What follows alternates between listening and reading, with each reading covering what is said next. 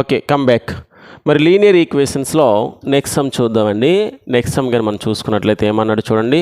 Bansi has 3 times as many 2 rupees coins as he has 5 rupee coins. If he has in all a sum of 77 rupees, how many coins of each denomination does he have? Bansi దగ్గర కొంత డినోమినేషన్ ఉంది. డినోమినేషన్ అంటే ఏంటి sir అంటే అమౌంట్ని డినోమినేషన్ అంటారు. అది ఎలా ఉందంట, Bansi has 3 times as many 2 rupee coins as he has 5 rupee coins. Bansi దగ్గర ఉన్నటువంటి 5 rupees కాయిన్స్ అంట, ఓకేనా, సారీ 2 rupees కాయిన్స్ అంట 5 rupees కాయిన్స్కి 3 times ఉన్నాయి. నువ్వు 5 rupees కాయిన్స్ని let the 5 rupees coins X అనుకుంటే 2 rupees కాయిన్స్ ఎన్ని అవుతాయి, 3x అవుతాయి. ఎందుకు 3 times? చూడండి statement, Bansi has 3 times as many 2 rupee coins as he has 5 rupee coins. Bansi దగ్గర 5 rupees కాయిన్స్ ఎన్ని అయితే ఉన్నాయో దానికి 3 times 2 rupees కాయిన్స్ ఉన్నాయి. బాన్సీ దగ్గర 5 ఉన్నాయి అనుకో కాయిన్లు, ఏవి 2 rupees కాయిన్స్, దానికి 3 times అంటే 5 3 15 కాయిన్స్ 2 rupees ఉన్నాయి. టోటల్గా ఈ సమ్ ఎంత 77 rupees. తన దగ్గర ఉన్న అంత అమౌంట్ ఎంత 77. అమ్మ ఫర్ ఎగ్జాంపుల్ దగ్గర ఓన్లీ ఒక 5 rupees కాయినే ఉందనుకో, అప్పుడు దాని వాల్యూ ఎంత 1 5 5. 2 5 rupees కాయిన్స్ ఉన్నాయనుకో, దాని వాల్యూ 5 2 10 rupees. 3 ఉన్నాయనుకోండి 5 rupees కాయిన్స్ 15 rupees. అప్పుడు ఏం చేస్తున్నావు నువ్వు, ఈ 3ని తీసుకొచ్చేసి 5తో ఇంటూ చేస్తున్నావు, అంతేనా? నీ దగ్గర ఉన్న కాయిన్స్ ఇంటూ ఆ డినోమినేషన్ ఎంతో చేస్తే దాని వాల్యూ వచ్చేస్తుంది. అర్థమైందా? 10 rupees నోట్లు నీ దగ్గర 8 ఉన్నాయి అనుకో, వాటి వాల్యూ ఎంత 8 × 10 80 rupees అని అర్థం. అలాంటప్పుడు 5 rupee కాయిన్స్ ఎన్ని ఉన్నాయి నా దగ్గర, ఎక్స్ ఉన్నాయి కాబట్టి వీటి వాల్యూ 5x. వీటి value 5x. 2 rupees coins 3x ఉన్నాయి కాబట్టి 2 3 6x.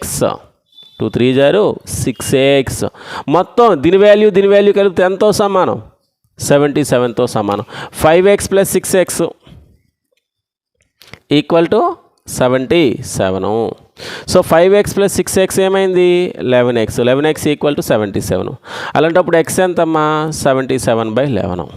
11 1 11 7 అంటే x 7. x అని ఎవరినన్నాం మనం, 5 rupees కాయిన్స్ని x అన్నాం. అంటే 5 rupees కాయిన్స్ ఎన్ని ఉన్నాయి 7 ఉన్నాయి. 5 rupees కాయిన్స్ ఎన్ని ఉన్నాయి 7 ఉన్నాయి. మరి 2 rupees కాయిన్స్ ఎన్ని ఉన్నాయి 3x అన్నాం. అంటే 3 7 ఎంత 21 ఉన్నాయి. ఎన్ని ఉన్నాయి 21 ఉన్నాయి. 5 rupees కాయిన్స్ ఎన్ని ఉన్నాయి 7. 2 rupees కాయిన్స్ ఎన్ని ఉన్నాయి 21. చూద్దామా వీటి వాల్యూస్. 5 rupees 7 ఉన్నాయి కాబట్టి 7 5 35 rupees 5 rupeesతో ఫామ్ అయింది. 2 rupees ఎన్ని ఉన్నాయి 21 కాబట్టి 21 2 42. ఈ రెండు యాడ్ చేస్తే 77 సరిపోయింది కదా నా దగ్గర ఉన్న అమౌంట్. అర్థమైందా? అమౌంట్ సరిపోయింది కదా. సో నీట్గా నోట్ చేసుకోవాలి, దీన్ని నోట్ చేసుకోండి, ఓకేనా. Come back. మరి నెక్స్ట్ సమ్ చూడండి ఏమన్నాడు. దేవెన్సీ has a total of ₹590 as a currency notes. దేవెన్సీ దగ్గర 590 rupees ఉంది, అది నోట్స్ ఫామ్లో ఉంది, కరెన్సీ నోట్ ఫామ్స్లో. In the denominations of 50 rupees 20 rupees 10 rupees. అవన్నీ కూడా ఎలా ఉంది 590 rupees కూడాను 50 rupeesలోని 20 rupeesలోని 10 rupeesలో నోట్స్ లాగే ఉన్నాయి.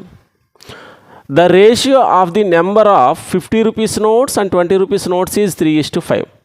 అంటే ఇక్కడ 50 rupees నోట్స్కి 20 rupees నోట్స్కి మధ్య రేషియో 3:5.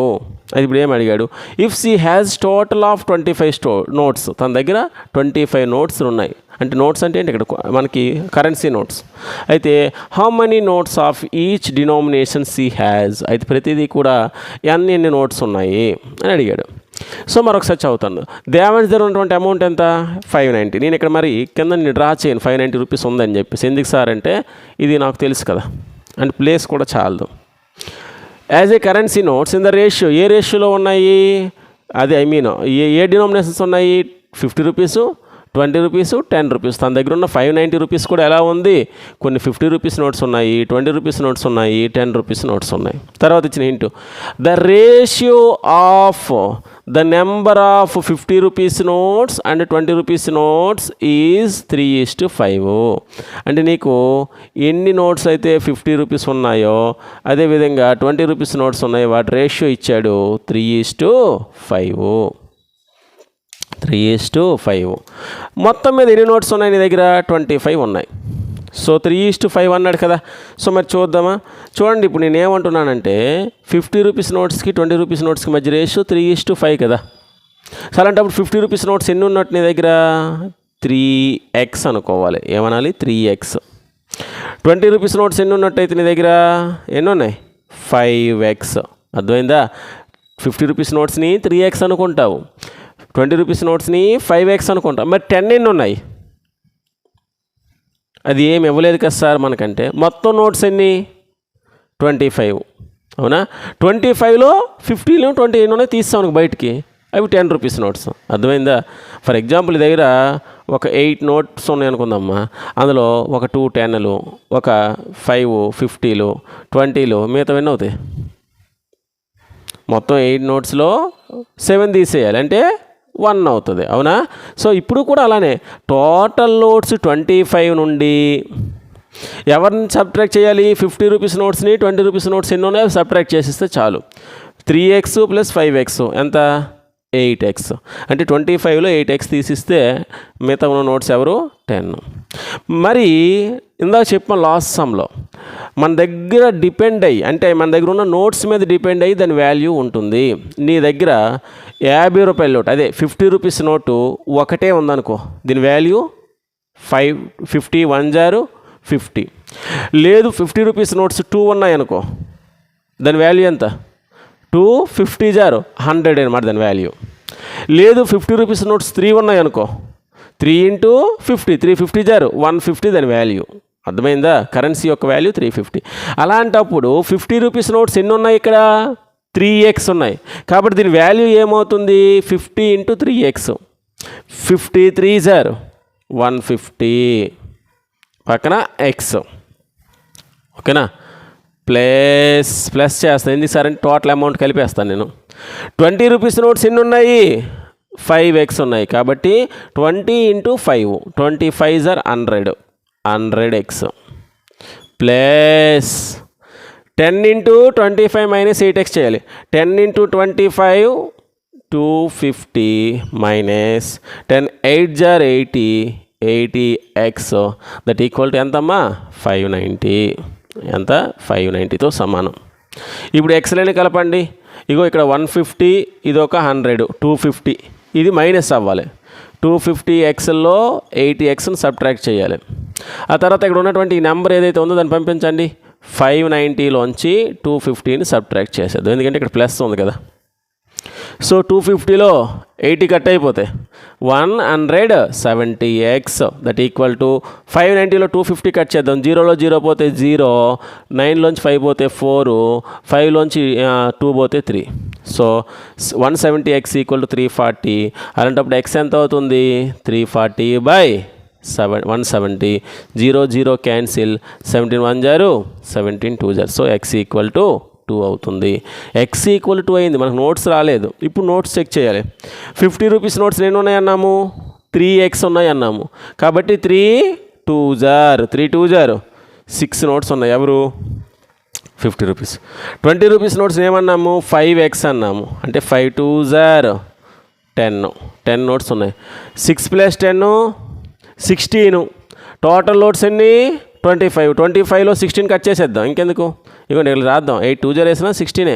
25లో 16 కట్ అయిపోతే 9 నోట్స్ ఎవరు, 10 రూపీస్ నోట్స్ 9 ఉన్నాయి. చాలా ఈజీ సమ్మే కాదు, నేను అలా మీకు తెలియాలని చెప్పేసి ఇంత సాగదీశాను. ఓకేనా, నోట్ చేసుకోండి. ఓకే, మరి నెక్స్ట్ సమ్ కానీ మనం చూసుకున్నట్లయితే ఈ ప్రాబ్లం అనేది మనకి ఎక్సర్సైజ్ 2.2 నుంచి స్టార్ట్ అవుతాయి. ఎక్సర్సైజ్ 2.2లో 16 సమ్స్ అనేది ఇవ్వడం జరిగింది. ఓకేనా, సో ఈ 16 సమ్స్ కూడా ఇప్పుడు సాల్వ్ చేయడానికి ట్రై చేద్దాం. ట్రై లీడింగ్ కాదు, ట్రై చేద్దాం. ఏమన్నా చూడండి, ఫస్ట్ వన్ ఇది యాక్చువల్గా 2.2లో ఫస్ట్ వన్, కానీ నేను 7th వన్గా రాసుకున్నాను.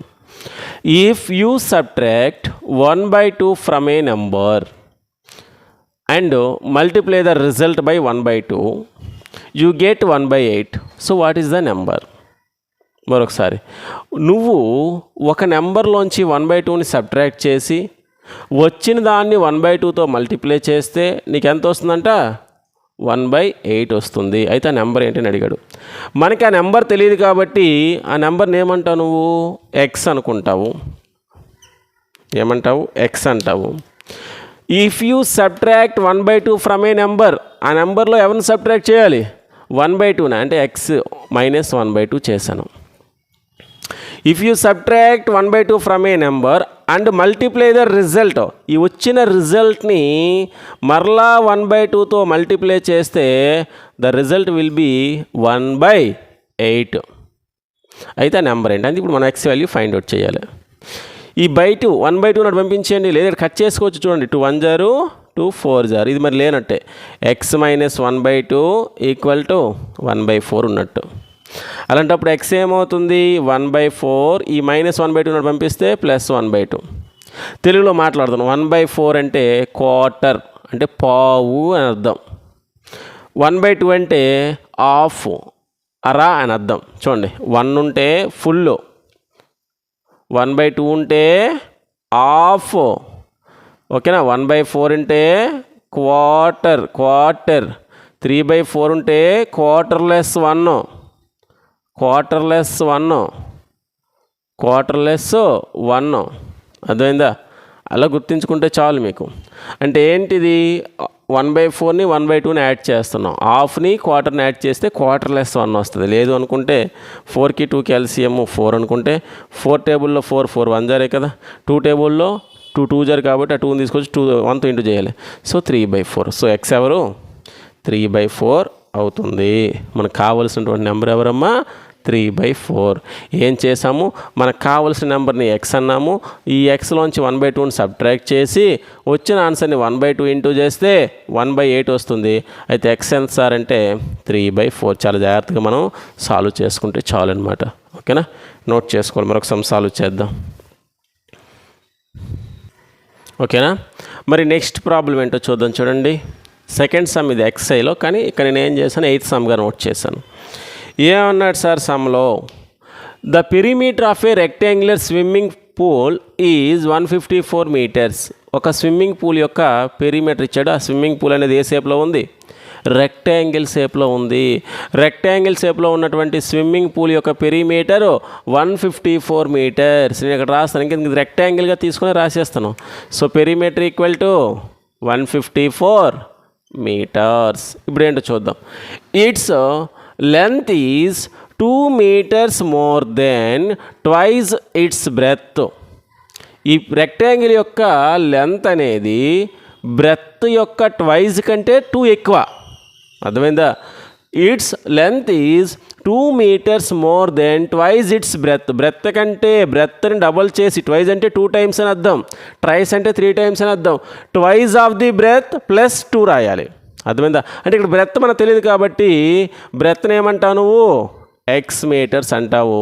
అలాంటప్పుడు లెంత్ ఏమవుతుంది? 2 times of the breadth and 3 plus 3. దాన్నే మనం more than 2 more than 2, twice of 2 S plus 2 అవుతుంది. పెరిమీటర్ ఏమి ఇచ్చాడు? 154 ఇచ్చాడు. ఈ హింట్ ఇచ్చాడు. మనకి ఏం అడిగాడో చూద్దాం. What are the length and breadth of the pool. అయితే లెంత్ బ్రెత్లు ఏమవుతాయి? So perimeter formula 2 into L plus B equal to 154. అంతేనా? పెరిమీటర్ 154 కదా. ఈ 2తో కట్ చేసేద్దామా దాన్ని? లేదా ఇంటూ 2 100 వెళ్తే బై 2 అవుతుంది. 2 1 0 2 7 0 14 2 7 0 14 277 0. L ఎవరైనా తెలుసు నీకు? 2x plus 2 అని తెలుసు. B ఎవరైనా తెలుసు? x అని తెలుసు. రెండు యాడ్ చేస్తే 77. 2x plus x 3x plus 2 equal to 77. So 3x equal to 77 minus 2. So 3x equal to 75. 77లో 2 both 75. So 3x 25 75 అయితే ఒక x ఎంత అవుతుంది? 75/3. 3 1 0 3 25 0. So x equal to 25. X అని ఎవరిని అన్నాము? బ్రెత్ అని అన్నాము. So breadth equal to 25 metres. మరి లెంత్ ఏమవుతుంది? 2x plus 2 into breadth plus 2 25 జారు 50 ప్లస్ 2 52 మీటర్స్. ఇలా గుర్తించుకుంటే అయిపోయినట్టే సమ్ము. అర్థమైందా? సో పెరిమీటర్లో సబ్స్టిట్యూట్ చేస్తావు. ఇక్కడ బ్రెత్ నెక్స్ అనుకుంటే లెంత్ 2x ప్లస్ 2 అయ్యింది. సో వాటిని నీట్గా సబ్స్టిట్యూట్ చేసుకొని సాల్వ్ చేసుకుంటే ఆన్సరు బ్రెత్ 25 గాను లెంత్ 52 మీటర్స్ గాను వచ్చాయి. ఓకేనా? క్లియరా? నోట్ చేయండి ఇక్కడ వరకు.